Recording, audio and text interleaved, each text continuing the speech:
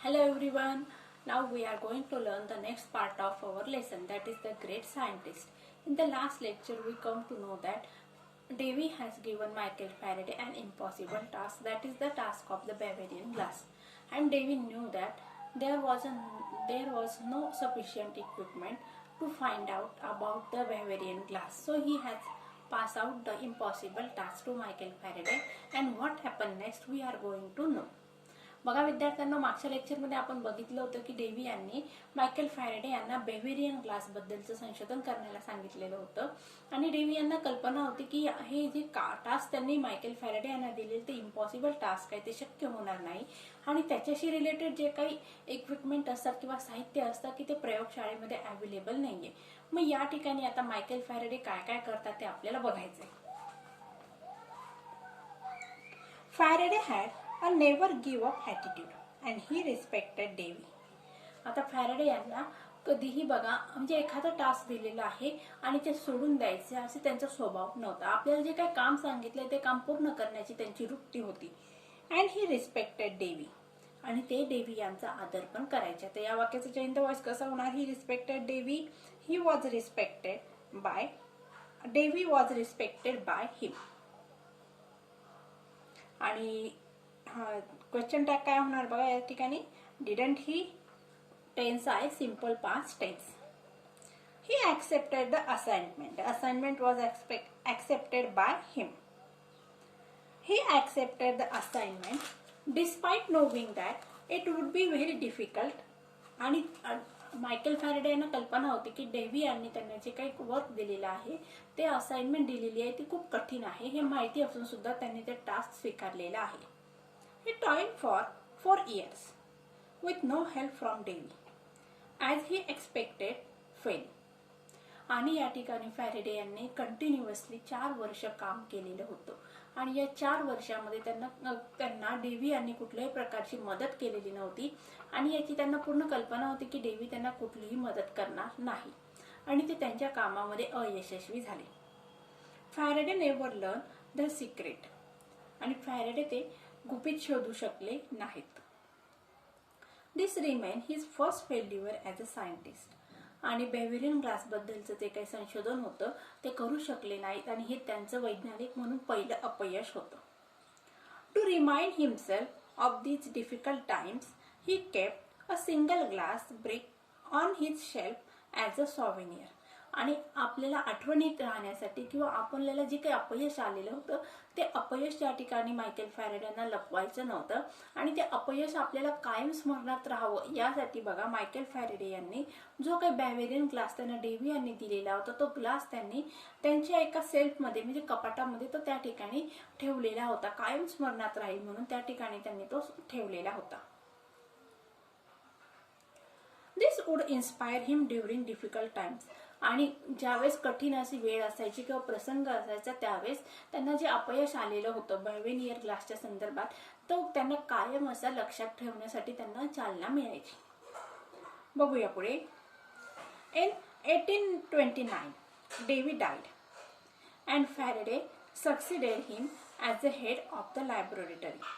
आता 1829 मध्ये डेव्ही यांचा मृत्यू झालेला आहे आणि त्यावेळेस फॅरेडे याने लॅबचे हेड झालेले आहेत किंवा प्रमुख झालेले आहेत, म्हणजे डेव्ही यांची जी प्रयोगशाळा होती ती मायकेल फॅरेडे यांच्याकडे आलेली आहे. He was free to pursue whatever he like and he made another revolutionary discovery. आणि डेव्ही यांच्या मृत्यूनंतर मायकेल फॅरेडे यांच्यावर कुठल्याही प्रकारचे बंधन नव्हते आणि त्यावेळेस ते स्वतःला जे काही वाटेल ते संशोधन करण्यासाठी ते मुक्त होते. कुठल्याही प्रकारच्या पाशात ते अडकलेले नव्हते आणि त्यानंतर मग त्यांनी परत एक क्रांतिकारी असं संशोधन केलेलं आहे. He noticed that if he moved a magnet, it would produce electrical current. Thus he could now convert motion into electricity. आणि त्यावेळी फॅरेडे यांनी काय संशोधन केले बघा, त्यांना लक्षात आलं. काय लक्षात आलं? If he move the magnet, जर त्यांनी चुंबक हलवला तर इट कुड प्रोड्यूस इलेक्ट्रिकल करंट. चुंबक हलवल्यानंतर त्याच्यामधून विद्युत तरंग बाहेर पडतात. Thus he could now convert the motion into electricity. आणि त्यामुळे त्यांनी मोशनचं रूपांतर इलेक्ट्रिसिटीमध्ये करण्यास ते सक्षम झाले किंवा त्यांना ते शक्य झालेलं होतं. This is how the electrical generator was born. आणि अशा पद्धतीमुळे मायकेल फॅरेडे हे इलेक्ट्रिकल जनरेटरचं संशोधन करू शकले. This is how the electrical generator was born. Something still used today to generate all kinds of power like dynamos and other devices. आणि अजून सुद्धा इलेक्ट्रिकल अजून सुद्धा काय केलं जातं बघा, आजच्या काळामध्ये जनरेटर वापरलं जात असतं. Generator all kinds of power, वेगवेगळ्या प्रकारच्या पॉवरच्या संदर्भातील जनरेटरचा वापर केला जात असतो. कसे बघा, dynamos and other devices. Dynamos म्हणजे काय बघा, machine for generating electricity. And other, वेगवेगळी जे काही उपकरणं आहेत त्यामध्ये जनरेटरचा वापर केला जातो. आणि हे जनरेटरचं संशोधन कोणी केलं होतं बघा, मग मायकेल फॅरेडे यांनी. कशाच्या मदतीने? चुंबकाच्या. त्यांना लक्षात आलं की चुंबकाला जर आपण फिरवलं तर ते काय करतात, इलेक्ट्रिकल मोशन क्रिएट करतात. त्यामुळे त्यांनी जनरेटरचा शोध लावला. नेक्स्ट बघूया, Faraday was now a legend.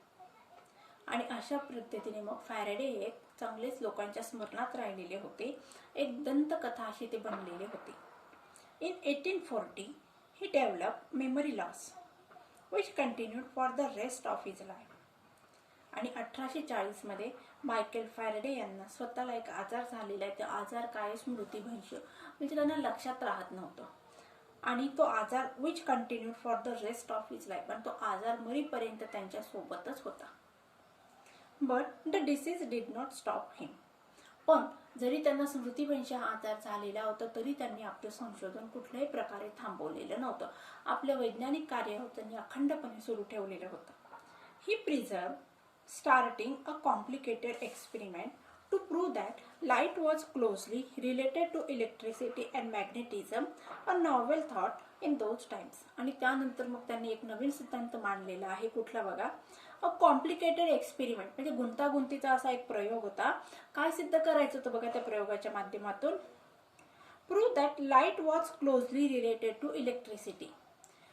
Light म्हणजे विद्युत प्रवाह हा कशाशी, लाईट हा कशाशी रिलेटेड आहे बघा, इलेक्ट्रिसिटीशी, विद्युतशी रिलेटेड आहे. आणि त्याचबरोबर मॅग्नेटिझमशी रिलेटेड आहे, चुंबकीत्व गुणधर्माशी रिलेटेड आहे. A novel thought in those times. आणि त्या काळामध्ये हा विचार अतिशय अद्वितीय होता. म्हणजे 1840 मध्ये मायकेल फॅरेडे यांना आजार झालेला आहे.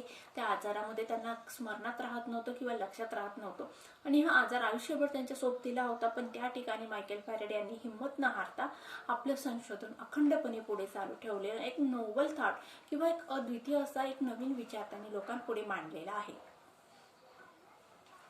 नेक्स्ट बघूया, remember that piece of Bavarian glass Faraday had kept on his shelf.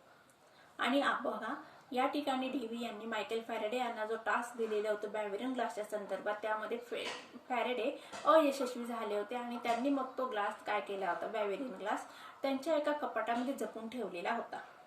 He was determined to convert the reminder of his first major failure to an instrument of great success.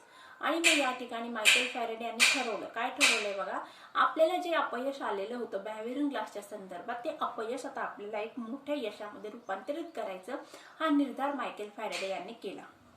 He use the same glass now to show that in the presence of a magnet light could be isolated into a single wave rather than spreading out randomly in all direction, a concept call polarisation.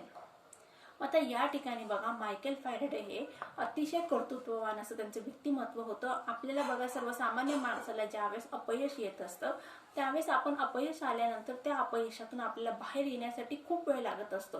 आणि या ज्या गोष्टींमुळे आपल्याला अपयश येतं ती गोष्ट आपण आपल्या डोळ्यासमोर सुद्धा आणत नाही किंवा आपण ती विसरून जाण्याचा प्रयत्न करतो. पण या ठिकाणी मायकेल फॅरेडे यांनी त्या गोष्ट कुठली होती बघा, बॅवेरियन ग्लास ही गोष्ट होती, बहिर्गोल भिंग होती. त्या भिंगाचं त्यांनी आपल्या शेल्फमध्ये किंवा रकान्यामध्ये जपून ठेवली होती. आणि त्याच ग्लासला घेऊन त्यांनी काय केलं, एक अद्वितीय असं संशोधन करण्याचं ठरवलं. आणि त्यांचा टॉपिक काय होता बघा, मग त्यांनी काय शोधून काढलं, ही यूज द सेम ग्लास. त्यांनी तोच ग्लास वापरला कशासाठी बघा, टू शो दॅट, त्यांनी दाखवून दिलं, the presence of a magnet, म्हणजे चुंबकाच्या उपस्थितीमध्ये लाईट कुड बी आयसोलेटेड. आता लाईट काय केला जातो, कलेक्ट केला जातो. कसा बघा, इन अ सिंगल वेव्ह. आता ज्या ठिकाणी जर आपण चुंबक ठेवलं आणि ते चुंबक असताना जो प्रकाश आहे तो प्रकाश एकाच माध्यमातून परावर्तित होईल, rather than spreading out randomly in all the direction. ज्याप्रमाणे पृथ्वीवर प्रकाश किरण पडत असतात सूर्याची, तर ती एकाच वेळी संपूर्ण दिशेला पसरत असतात. पण या ठिकाणी मायकेल फॅरेडे यांनी काय संशोधन केले, बॅव्हेरियन ग्लास त्या ठिकाणी असताना आणि आपण चुंबक जर धरला तर त्या ठिकाणी त्या चुंबकामुळे काय झाले, प्रकाशाचं परावर्तित न होता प्रकाश एका सिंगल वेव्हने किंवा एका सिंगल माध्यमातून परावर्तित होतो. आणि या कन्सेप्टला काय नाव दिलं बघा, अ कन्सेप्ट कॉल पोलरायझेशन. आणि याला काय म्हणायचं मग, पोलरायझेशन म्हणजे लाईट एका पोल कडून दुसऱ्या पोल कडे जाणे. ही then took the old age experiments of sprinkling iron flings on a sheet of paper near a magnet, making circular patterns. आणि त्यानंतर मग त्यांनी काय केलेलं आहे, ओल्ड एज एक्सपेरिमेंट, आपल्या म्हातारपणात किंवा वृद्धपकाळामध्ये एक एक्सपेरिमेंट केला. त्या एक्सपेरिमेंटचं काय बघा, स्प्रिंकलिंग म्हणजे काय, पसरवणे, iron filings on a sheet of paper near a magnet, म्हणजे चुंबक असताना त्या ठिकाणी छोट्या छोट्या लोखंडाच्या जे काही या ठिकाणी आपण काय म्हणायचं बघा, आयर्न फ्लिंग्स म्हणजे पिना, छोट्या छोट्या लोखंडाच्या पिना पसरवायच्या आणि त्यानंतर मेकिंग द सर्क्युलर पॅटर्न्स, त्या पिनांना लोखंडाकडे आकर्षित, चुंबकाकडे आकर्षित करायचं. He went on to prove that these patterns were not a property of the iron flings. In fact, they were due to the invisible magnet fields that fill the empty space around the magnet and hence distributed the flings. मग या ठिकाणी बघा, Michael Faraday यांना prove करायचं होतं की या लोखंडाच्या ज्या काही पिना आहेत त्या पिनांमुळे काही होत नाही, तर मॅग्नेटमध्ये जे काही गुणधर्म आहेत त्या गुणधर्मामुळे त्या पिना मॅग्नेटकडे आकर्षित होत आहेत, हे या ठिकाणी मायकेल फॅरेडे यांनी प्रूव्ह करायचं होतं. This is where his lack of formal education went against him. आणि या ठिकाणी बघा, आपण म्हणतो की कुठलंही शिक्षण वाया जात नसतं, आणि या ठिकाणी मायकेल फॅरेडे यांचं शैक्षणिक त्यांच्याकडे करिअर नव्हतं किंवा त्यांचं एज्युकेशन पूर्ण न झाल्यामुळे या ठिकाणी त्यांना अपयश आलेलं आहे. Faraday did not know much about advance mathematics, so he just copied the iron flings patterns with his hand. मग या ठिकाणी फॅरेडे यांना आधुनिक गणितामध्ये जे काही संशोधन झालेले किंवा आधुनिक गणिताचा वापर करून त्यांना जे काही संशोधन करायचं होतं त्या ठिकाणी ते फॉर्म्युला त्या ठिकाणी ते लागू करू शकले नाही. He was unable to explain them in the form of mathematical equations. आणि त्या ठिकाणी मग मायकेल फॅरेडे अयशस्वी झालेले आहेत. कशाच्या स्वरूपात बघा, त्यांनी जे काही संशोधन केलं तर त्या संशोधनाला गणितीय स्वरूप देण्यासाठी किंवा गणितीय सिद्धांत मांडण्यात ते अयशस्वी झालेले होते. He made hundreds of such drawings, but without equation they were not accepted.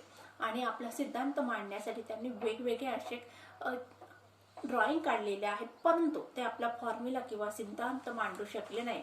कशामुळे बघा, मॅथमॅटिकल इक्वेशनमुळे. नेक्स्ट बघूया, fortune favoured the brave Faraday once again when he met James Maxwell, a wealthy educated physicist well versed in mathematics. आणि नशिबाने परत मग Michael Faraday यांची मदत केलेली आहे. आता या ठिकाणी मायकेल फॅरेडे यांना मॅथमॅटिकल इक्वेशन माहीत नसल्यामुळे त्यांचा फॉर्म्युला ते लागू करू शकत नव्हते. पण या ठिकाणी मग मायकेल फॅरेडे यांच्या मदतीला कोण आले, मग मायकेल फॅरेडे यांच्या मदतीला आलेले जेम्स मॅक्सवेल. आता जेम्स मॅक्सवेल हे कोण होते बघा, एक वेल्दी म्हणजे श्रीमंत आणि त्याचबरोबर शिकलेले असे फिजिस्ट होते. आणि त्याचबरोबर त्यांना मॅथ्समध्ये पण सुद्धा त्यांचा विशेष अशी कामगिरी त्यांनी केलेली होती. He was willing to work with Faraday. आणि त्यांची इच्छा काय होती बघा, मायकेल फॅरेडे यांच्याबरोबर काम करण्याची. It was Maxwell who translated Faraday's idea into a set of equations that are now called Maxwell's equation. आणि हेच ते मॅक्सवेल होते की ज्यांनी मायकेल फॅरेडे यांच्या कल्पना प्रत्यक्षात गणितीय स्वरूपात मांडल्या. आणि मायकेल फॅरेडे यांच्या ज्या कल्पना आहेत त्या गणितीय स्वरूपात मॅक्सवेल यांनी मांडल्या आणि त्यामुळे त्या कल्पना मॅक्सवेल्स इक्वेशन या नावाने प्रसिद्ध झाल्या. Their combined work has helped us in many ways. आता या ठिकाणी मायकेल फॅरेडे आणि मॅक्सवेल यांचं जे संयुक्तरित्या काम केलं होतं ते आजच्या समाजासाठी खूप उपयुक्त ठरलेलं आहे. Electronics and communication system today are designed around their discoveries. आजचं जे काही आजचं जे काही इलेक्ट्रॉनिक आणि कम्युनिकेशन संपर्काचे जे काही साधने आहेत, मोबाईल आहे, लॅपटॉप आहे, कम्प्युटर आहेत, ह्यांच्या संशोधनासाठी मायकेल फॅरेडे आणि मॅक्सवेल यांचं काम उपयुक्त ठरलेलं आहे. Someday we might even be able to communicate with aliens across different galaxies using the products of these discoveries. आणि या ठिकाणी रायटरला विश्वास आहे की काही वर्षांनंतर मायकेल फॅरेडे आणि जेम्स मॅक्सवेल यांनी जे काही संशोधन केले त्या संशोधनाच्या मदतीने आपण जी दुसऱ्या वेगवेगळ्या आपल्या पृथ्वीवर किंवा अवकाशामध्ये वेगवेगळ्या ज्या आकाशगंगा आहेत त्या आकाशगंगेमध्ये राहणारे जे एलियन्स आहेत त्यांच्याशी आपण संपर्क साधू शकतो. Faraday's life started with difficulties, but as a great scientist, he met each difficulty with perseverance and conviction. आता फॅरेडे यांचं आयुष्य हे अतिशय प्रॉब्लेमॅटिक होतं. त्यांना अनेक त्रास सहन करावे लागते, पण एक महान वैज्ञानिक म्हणून त्यांनी जे काही वेगवेगळे प्रॉब्लेम सहन केले आहेत त्यामध्ये त्यांची चिकाटी आणि त्या चिकाटीनुसार आपल्याला एखादं लक्ष गाठण्याची त्यांची दिसलेली जिद्द, यामुळे ते एक महान वैज्ञानिक म्हणून त्यांचं नाव या ठिकाणी आज घेतलं जातं. He was given impossible task. त्यांना जे काही अवघड कामं दिलेले होते which he undertook as a challenge and opportunity. त्यांनी त्या इम्पॉसिबल टास्क त्यांनी एक चॅलेंज, आव्हान म्हणून स्वीकारलं, एक संधी म्हणून स्वीकारलेलं आहे. And he epitomises what the Walt Disney's character Pinocchio said. आणि त्यांनी प्रत्यक्षात उतरवलेलं आहे. वॉल्ट डिझनी यांचं जे कॅरेक्टर होतं त्याचं नाव पिनिचिओ हे जे कॅरेक्टर होतं त्याच्या मुखातून जे शब्द बाहेर पडलेले आहेत ते मायकेल फॅरेडे यांच्यासाठी तंतोतंत लागू पडतात. काय म्हटले बघा, when you wish upon a star it doesn't matter who you are. When you wish upon a star, जर तुम्ही इच्छा केली आहे की मला एखादी गोष्ट प्राप्त करायची आहे, मग त्या ठिकाणी तुम्ही कोण आहात हे महत्वाचं नाही आहे. तर तुमच्या ज्या काही इच्छा आहे, आकांक्षा आहेत त्या पूर्ण करण्यासाठी तुमच्यामध्ये जर जिद्द असेल, धडपड असेल, चिकाटी असेल तर तुम्ही ती गोष्ट पूर्ण करू शकतात. हे या ठिकाणी मायकेल फॅरेडे यांनी आपल्यासाठी एक आदर्श घालून दिलेला आहे. म्हणून बघा विद्यार्थ्यांनो, मायकेल फॅरेडे यांच्या रूपाने आपल्याला एक मॉरॅलिटी शिकायला मिळते किंवा मॉरल लेसन शिकायला मिळतं की जिद्द असेल, माणसाची एखादी गोष्ट करण्याची धडपड असेल, महत्वाकांक्षा असेल आणि कुठलेही अडथळे आले ते मग या ठिकाणी तुमचं एज्युकेशन मॅटर करत नाही, तुमचं सोशल स्टेटस मान्य करत नाही, तर या ठिकाणी इकॉनॉमिकल कंडिशन महत्वाची नाहीये, तर तुमची असलेली जिज्ञासा, काम करण्याची असलेली धडपड, जिद्द या गोष्टी खूप महत्वाच्या आहेत. आणि या गोष्टींच्या साहाय्याने आपण मायकेल फॅरेडे सारखा एक महान शास्त्रज्ञ जन्माला येऊ शकतो. आणि या ठिकाणी मग आजच्या तरुण पिढीने सुद्धा मायकेल फॅरेडे यांचा आदर्श घेऊन स्वतःमध्ये काही चेंजेस करायचे असतील तर करू शकतात. असा हा या लेसनच्या माध्यमातून आपल्याला शिकायला मिळतं. मग अशा प्रकारे बघा विद्यार्थ्यांना, तुम्हाला सगळ्यांना हा लेसन व्यवस्थित समजला असेल. आता नेक्स्ट लेक्चरमध्ये आपण नेक्स्ट लेसन बघायचं आहे. So friends, take care and good.